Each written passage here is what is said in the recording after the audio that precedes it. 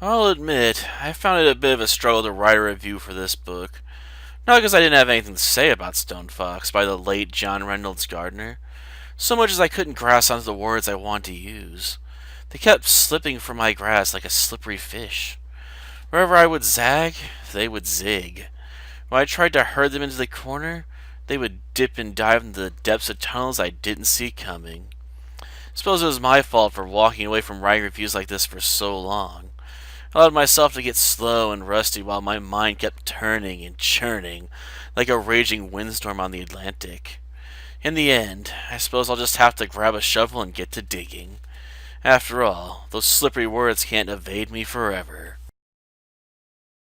Stone Fox is a pretty simple story about a 10-year-old named Little Willy and his efforts to save his dying grandpa and their farm from going under.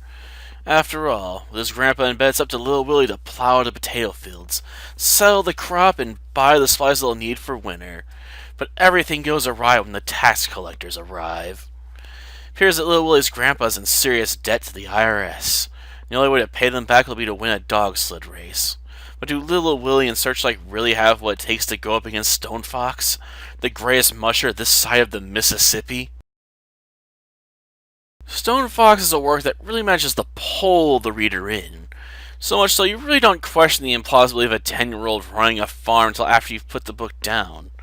After all, while I may not remember everything I got up to while I was 10, I can't imagine I was anywhere near as responsible as Lily Willy was at that age. To be honest, I'm not sure Stone Fox has a major weak point. After all, my biggest gripe with the book is the bittersweet nature of its ending. But this is because I'm such a sap for happy endings. So much so I've been known to dump games over 30 hours in and start over from scratch when I realize it's impossible for me to get the game's happy ending due to the decisions I made earlier in the game. It's pretty easy to see why this short book has sold over 4 million copies over the years. After all, this book is just as enjoyable and bittersweet now as when I was a talkative annoyance in grade school. As such, I can't help but recommend this book. Though I will offer the caveat that it may not appeal to parents that don't want to expose their young children to death at an early age.